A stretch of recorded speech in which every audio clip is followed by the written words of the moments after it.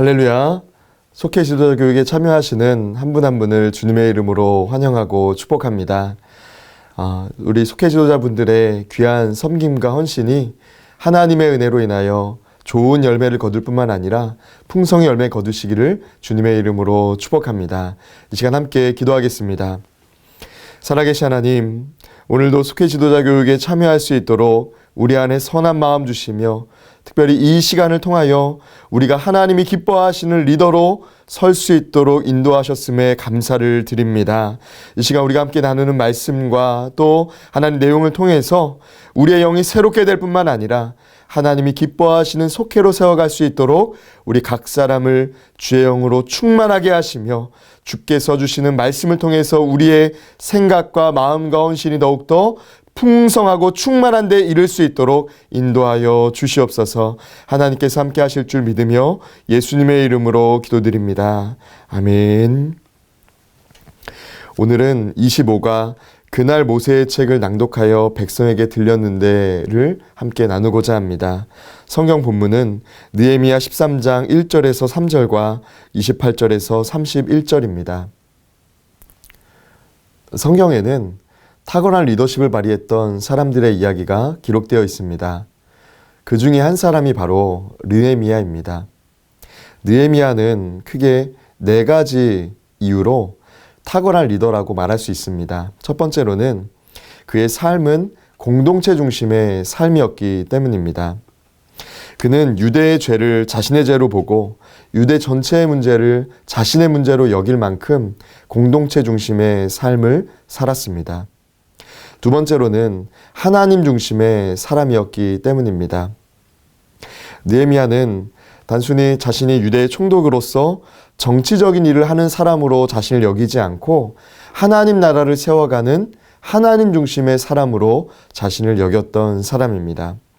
성전 중심, 하나님 중심의 삶을 살았던 것이 바로 느헤미야였습니다. 세 번째로는 개혁자였습니다. 느헤미야는 하나님 앞에 잘못된 것, 하나님의 앞에서 불신앙적으로 살아가게 했던 것들을 개혁했던 사람입니다. 끝으로 네 번째로는 중보자였습니다. 느헤미야는 자신만을 아는, 자신을 위해서만 기도하는 사람이 아니라 이 나라를 위해서 또 백성들을 위해서 기도했던 사람이었습니다. 이러한 리더십을 가졌기에 느헤미야가 있었던 이스라엘 유대 공동체는 하나님의 기쁨이 될 뿐만 아니라 그 한 사람으로 인해서 하나님이 미워하시는 하나님 앞에 불신앙적으로 설 수 있었던 모습들을 개혁하고 하나님의 기쁨되는 모습으로 세워갔던 공동체로 설 수 있었다는 것입니다. 여러분, 저는 오늘 이 공과를 통해서 우리가 어떤 리더로서 하나님 앞에 서 있는지, 또 우리가 어떤 모습으로 우리에게 맡겨준 공동체를 세워가고 있는지를 돌아보는 은혜가 있으시기를 주님의 이름으로 축원합니다. 첫째로 느헤미야는 민족을 향한 사명감과 책임감의 사람이었습니다. 느헤미야는 하나님 앞에 신실했던 믿을 만한 사람이었습니다. 그는 1차로 12년간 유대 총독으로 일하면서 먼저 예루살렘 성벽을 재건하고 백성들과 하나님 사이에 새로운 언약을 세운 이후에 성대한 성벽 문건식을 통해서 유대 민족이 하나님의 백성이라는 그런 정체성 있는 민족임을 열방에 선포했습니다. 사실 느헤미야의 위치는 바사 제국에서 파견한 유대 총독이었습니다. 영원히 예루살렘에 사는 것이 아니었다는 것입니다. 정해진 임기를 채우고 바사 제국으로 돌아갈 수도 있었습니다. 그는 민족을 향한 사명감과 책임감으로 인해서 자신에게 맡겨준 하나님의 사람으로서 하나님의 백성을 세우고 하나님의 나라를 세우는 일에 충실했던 지도자였다는 것입니다. 그가 백성들에게 이방인과 단절하는 것, 결혼하지 말 것을 이야기한 것은 백성들의 반발을 살 수도 있는 일이었습니다.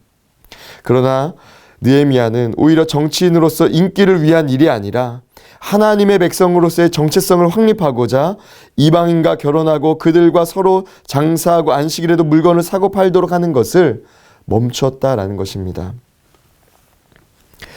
하나님께서는 느헤미야에게 원하시는 일들이 있었습니다. 느헤미야는 그 일을 분별하고 깨달을 뿐만 아니라 그 일을 이루었던, 실천했던 사람이라는 것입니다. 왜 그렇습니까? 그에게는 사명감이 있었기 때문입니다. 똑같은 공동체, 똑같은 장소에서 살아가는 사람이라 할지라도, 또 같은 곳에서 일하는 사람이라 할지라도 전혀 다른 모습으로 살아가는 경우가 있습니다. 그에게 사명감이 있는가 없는가에 따라서 전혀 다른 삶을 살아가는 것을 우리는 보게 됩니다.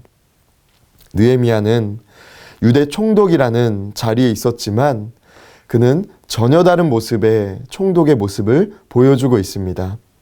하나님의 사람으로서 하나님 나라의 백성을 세워가는 총독의 모습을 보여주고 있었다는 것입니다. 어떻게 그럴 수 있었습니까? 바로 그가 사명감이 있었던 사람이기 때문에 그렇습니다. 하나님께서 우리 속회지도자 여러분을 세우신 공동체가 있습니다. 그 속회가 또 여러분이 서 있는 가정이 하나님께서 기뻐하시는 하나님의 나라를 세워가는 귀한 공동체 되시기를 주님의 이름으로 축복합니다. 둘째로 개혁을 통해 민족의 미래를 준비하는 사람이었습니다. 성경적인 개혁은 그 모든 기준이 하나님께 있습니다. 사람의 기준은 언제나 바뀔 수 있기 때문입니다. 과거에는 옳았던 것 같지만 오늘날에는 잘못된 것이 있습니다. 세상에 변하지 않는 분은 오직 하나님밖에 없음을 우리는 기억해야 될 줄 믿습니다. 그래서 성경적인 개혁, 그것은 뭔가를 새롭게 한다기보다는 하나님의 기준과 뜻에 맞추어서 순종하는 일을 의미한다는 것입니다. 느헤미야는 12년의 총독 생활을 마치고 바사로 돌아갔습니다. 그리고 몇 년 후 다시 총독으로 파견되어 돌아왔을 때 많은 것이 잘못되어 있었습니다. 제사장 엘리야십이 도비아와 관계에 있어서 그에게 성전 한 켠에 큰 방을 만들어주는 특혜를 제공했습니다. 도비아는 암몬 사람이었으며 역사적으로는 바사에 속한 암몬 총독이었다는 것을 그런 가능성도 있었습니다. 그는 다른 사람이 잘 되는 것을 보지 못하는 사람이었습니다. 느헤미야를 통해 유대 백성이 더 강력해지면 어쩌나 근심하고 성병을 지는 동안 방해하기도 했습니다. 그런데 느헤미야가 돌아간 틈을 타서 유대 방백들과 연락하고 유대 사람들을 친척으로 만들어 이익을 얻고자 했습니다. 그가 성전에 자신의 방을 만드는 것은 제사를 방해하고 영향력을 행사하기 위함이었습니다. 느헤미야는 즉시로 도비아의 방에 있던 그의 물건들을 다 밖으로 내던지고 다시 그곳이 정결하게 쓰임받을 수 있도록 했습니다. 문제의 근원을 뿌리째 뽑아 버렸던 것입니다. 그리고는 레위인들을 성전으로 복귀시키고 11조를 통해서 그들이 살아갈 수 있는 길을 열어주게 됩니다. 더 나아가 안식일 준수와 이방인 축출에 대해서 이야기합니다. 안식일 준수한다는 것은 그들이 하나님의 백성임을 고백하는 일이었습니다.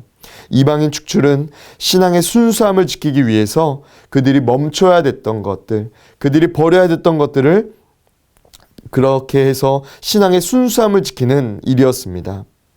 그들은 역사를 통해서 이방인과의 결혼이 신앙을 잃어버리게 만드는 결정적 요인이라는 것을 잘 알고 있었기 때문입니다.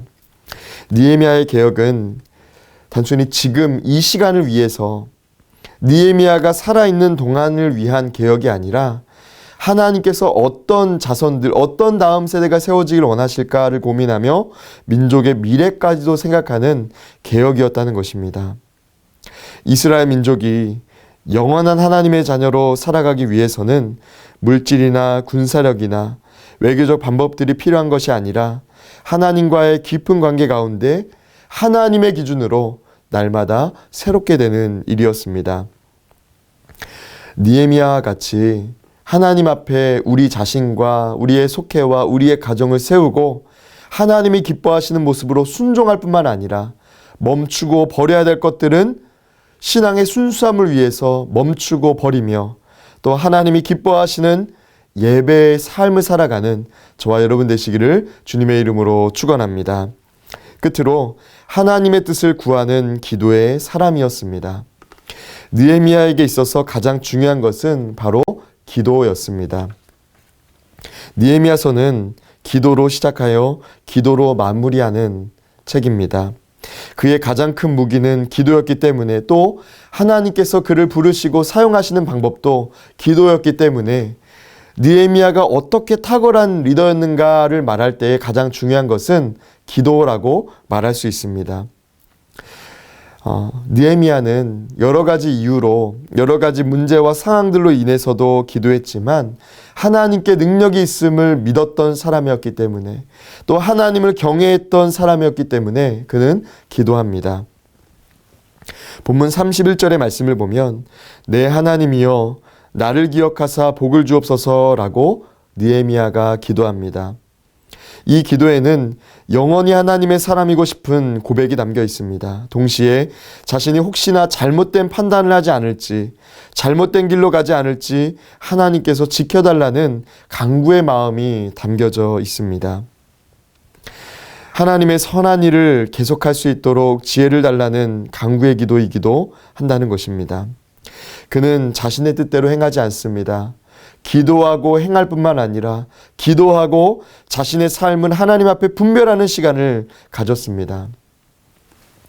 사랑하는 성도 여러분, 저와 여러분의 삶이 하나님께서 기뻐하시는 선한 일로 채워질 뿐만 아니라 하나님께서 기억하실 때에 기쁨의 자녀라고 여겨질 수 있을 만한 삶을 살아가시기를 주님의 이름으로 축원합니다. 하나님은 순간순간 우리의 삶을 보실 뿐만 아니라 우리의 삶을 기억하시는 분인 줄 믿습니다.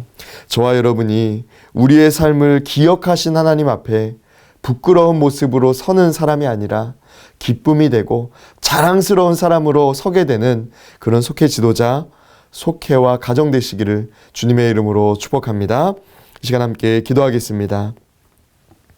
살아계신 하나님, 우리의 삶이 하나님 앞에 섰을 때에 느헤미야와 같이 정말 우리에게 맡겨주신 공동체 속에서 탁월했다고, 하나님의 기쁨이 되었다고 칭찬받을 수 있는 속회 지도자 되게 하여 주시옵소서.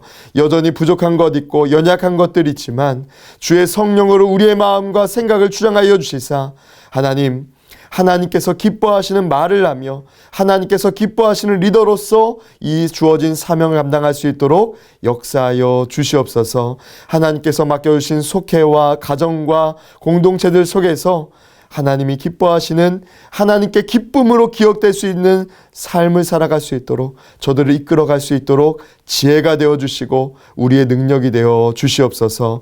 이 모든 말씀 예수님의 이름으로 기도드리옵나이다. 아멘.